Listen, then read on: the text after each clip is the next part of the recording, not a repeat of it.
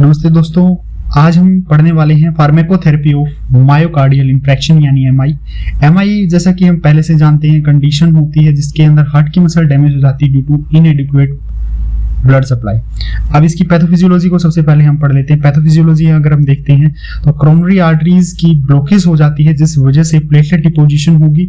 Platelet deposition होगी तो blood flow कम हो जाता है और हार्ट की मसल्स की डैमेज की वजह से एक्यूट कोरोनरी सिंड्रोम होता है। एक्यूट कोरोनरी सिंड्रोम हमारे पास मेनली 3 टाइप का होता है। पहला अनस्टेबल एंजाइना, फिर नॉन एसटीएमआई यानी non ST elevated MI and third होता है एसटी एलिवेटेड एमआई। एक एक करके समझते हैं। जब कोरोनरी आर्टरीज के अंदर ब्लॉकेज देखने को मिलती है, अगर उसकी वजह से इस्चीमिया होगा तो अनस्टेबल एंजाइना आएगा। लेकिन अगर एक इन्फेक्ट बन जाए, सबसे पहले हमारे पास आर्थरोस्क्लेरोसिस होगी। आर्थरोस्क्लेरोसिस से क्या होगा, प्लेटलेट डिपोजिशन होगी और इससे हमारे पास इस्चीमिया होगा। इस्चीमिया प्रोग्रेस करा के एक इन्फेक्ट बना देगा, कोगुलेटिव नेक्रोसिस करा देगा। तो एक पार्शियल थिकनेस का अगर इन्फेक्ट बन रहा है तो नॉन एसटी एलिवेटेड एमआई में आएगा, और एसटी एलिवेटेड एमआई के अंदर एक फुल थिकनेस का ट्रांसम्यूरल इन्फेक्ट बन जाता है तो वो एसटी एलिवेटेड एमआई में आएगा। तो इसमें चेंजेस क्या होंगे, जब बंदा आएगा जिसकी जैसे ही आप देखेंगे कि उसकी जो हमारी कोरोनरी आर्टरीज हैं उनके अंदर ब्लड फ्लो कम हुआ है तो उसे चेस्ट पेन होगा। लेकिन अनस्टेबल एंजाइना के अंदर हमें देखने को मिलेगा कि इस्चीमिया हो गया है लेकिन एसटी डिप्रेशन होगा, ईसीजी पे कोई चेंजेस हमें दिखाई नहीं देंगे, नॉर्मली लगेगा और कार्डियक बायोमार्कर्स भी नेगेटिव होंगे उसके। लेकिन नॉन एसटीएमआई के अंदर हमें देखने को मिलेगा कि जो कार्डियक बायोमार्कर्स हैं like troponin I and troponin T वो पॉजिटिव हो जाते हैं। वहीं पे जो एसटी एलिवेटेड के अंदर हमें एसटी एलिवेशन दिखाई देगा ईसीजी चेंजेस के अंदर, जो कि एक इसका स्पेसिफिक फीचर जिसे हम देख के पहचान सकते हैं। तो ये इसका एक्यूट कोरोनरी सिंड्रोम का सबसे घातक टाइप होता है, सबसे ज्यादा डैमेज इसी में देखने को मिलता है। अब हम इसकी बात करते हैं कि कोई भी पेशेंट आपके पास आता है तो हम उसे कैसे मैनेज करेंगे। सबसे पहले हमें उसे सिम्पटोमेटिक ट्रीटमेंट देना होगा। जो उसे सिम्टम्स आ रहे हैं पहले हमें उसे क्या करना पड़ेगा, कंट्रोल करना पड़ेगा।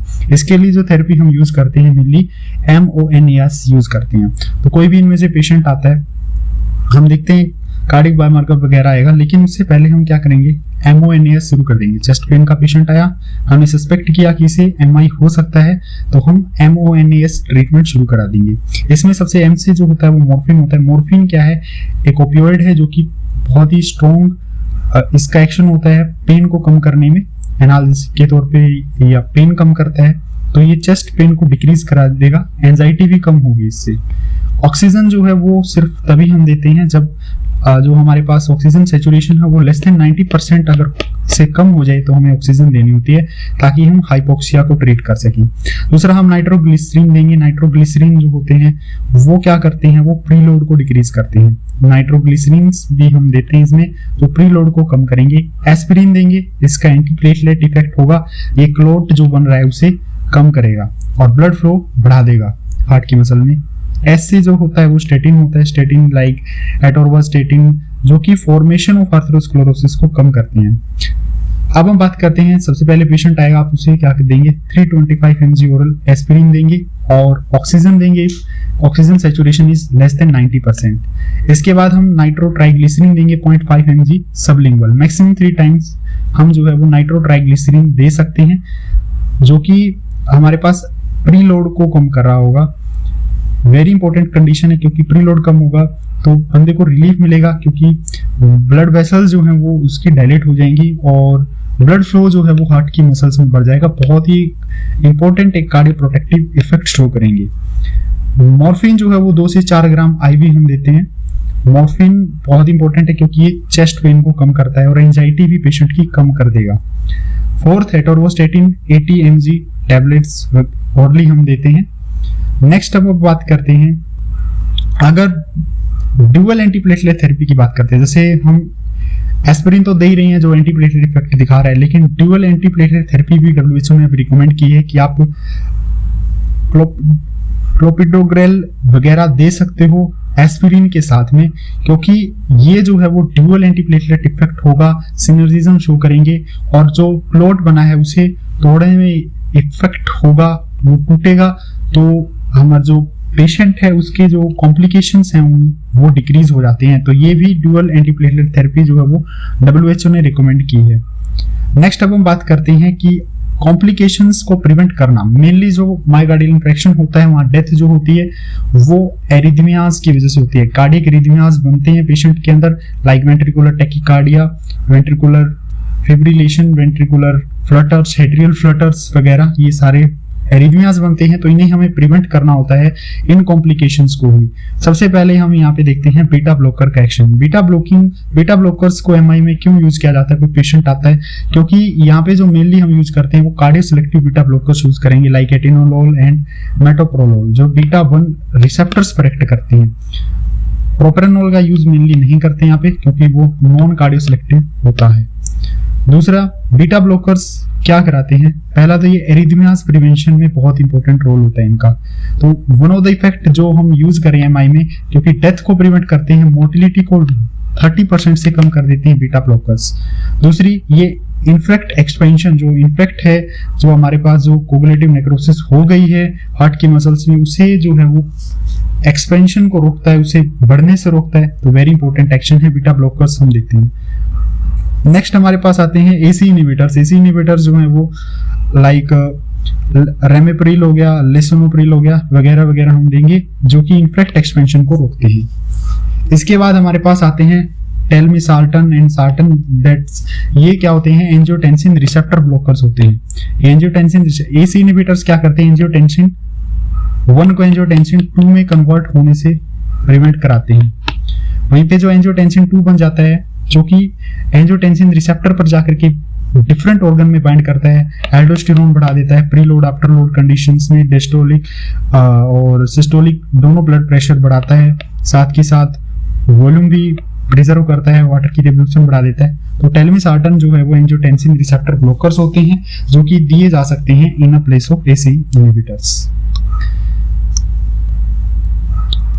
अब हम बात करते हैं treatments of sudden complication. Still हमने सब कुछ ट्राई किया, बट स्टिल कॉम्प्लिकेशंस हो गए बंदे के अंदर, तो उन कॉम्प्लिकेशन को हम कैसे मैनेज कर सकते हैं?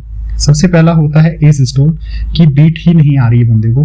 तो ऐसी कंडीशंस के अंदर अगर पल्स प्रेजेंट होती है तो हम आईवी एपिनेफ्रिन 1:10,000 आईवी हम दे देते हैं और एट्रोपिन को ऐड कर देते हैं। एट्रोपिन क्या करता है? एट्रोपिन जो है वो एक एंटीकोलिनर्जिक इफेक्ट शो करेगा।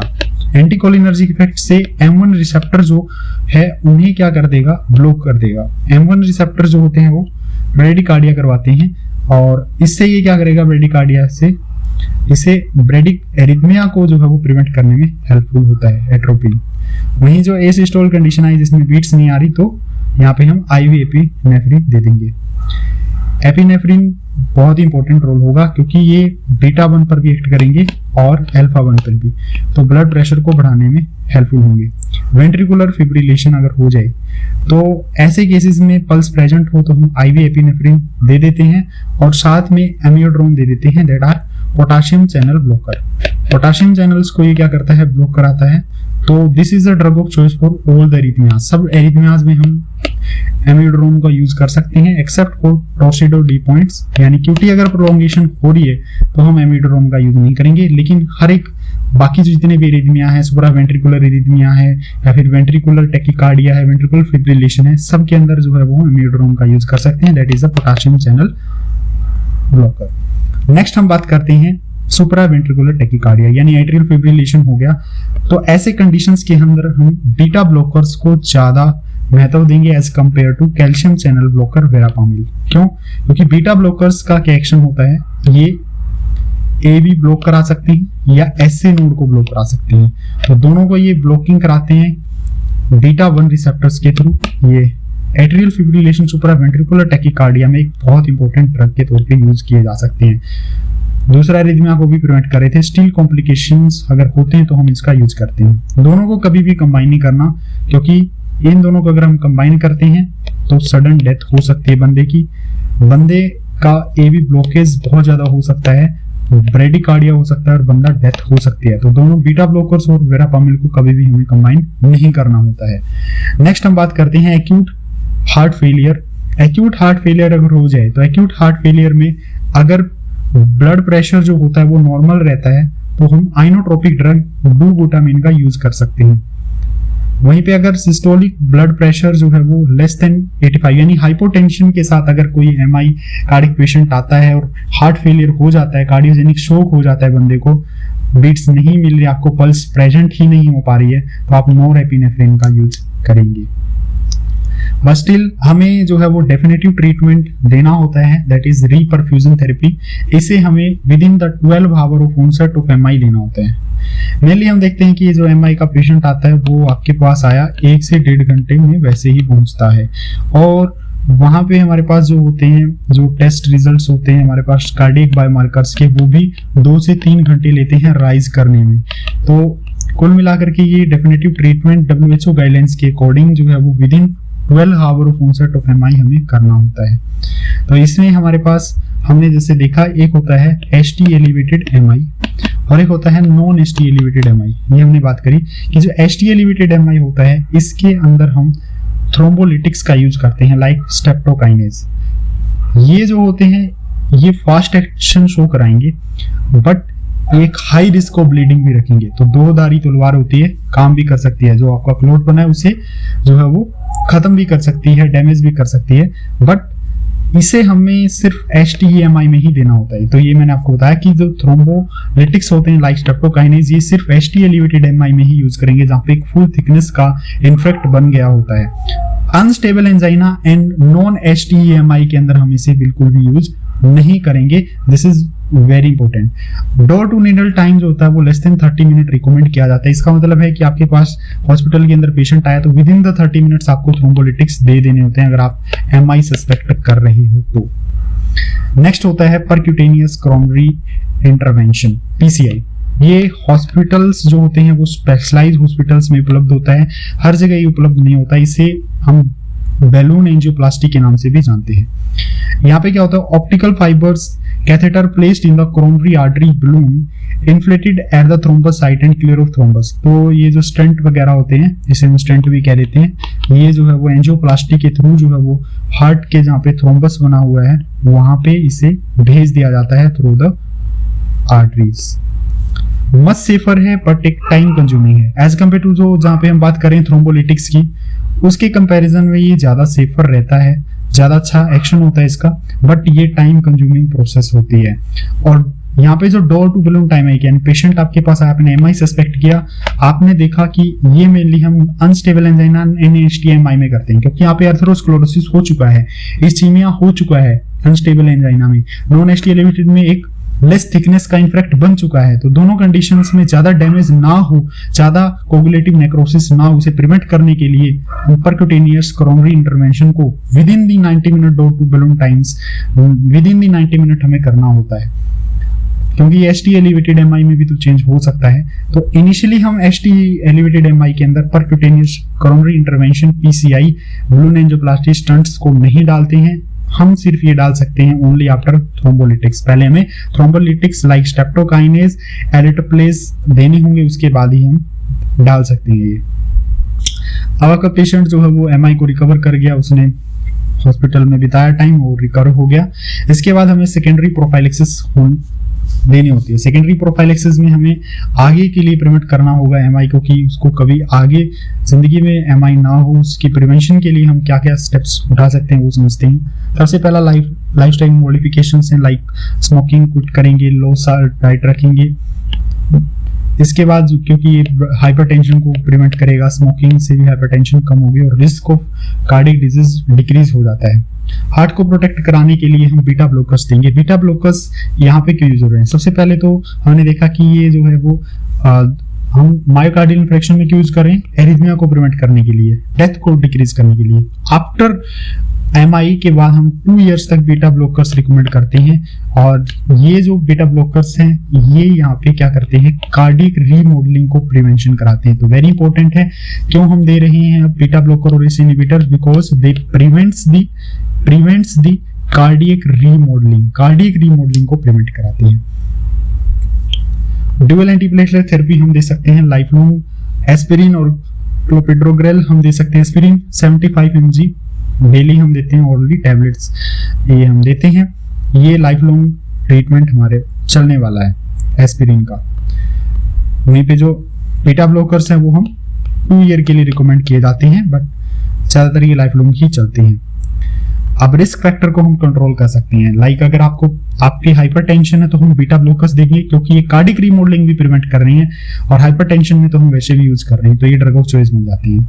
अगर किसी को डायबिटीज मेलाइटस है तो मेटफॉर्मिन हम देंगे विद अदर ड्रग्स, तो मेटफॉर्मिन हम दे सकते हैं अगर किसी को रिस्क फैक्टर को कंट्रोल करना है। तो diabetes mellitus is one of the case हो सकता है जो एमआई कॉज करा सकता है। डिसलिपिडीमिया, लाइक स्टेटिन, एटोरवास्टेटिन जो है वो डेली डोज आपकी बन जाएगी, लाइफ लॉन्ग हमें लेनी होगी। अगर किसी के जो कोलेस्ट्रॉल लेवल हैं वो ज़्यादा हैं, हायर हैं, तो ऐसे केसेस में हमें statins like atorvastatin 80 mg and हम रेकमेंड करते हैं डेली टैबलेट्स। तो आज के लिए इतना ही, ध्यान रखें, पढ़ते रहें। Thank you for the lecture.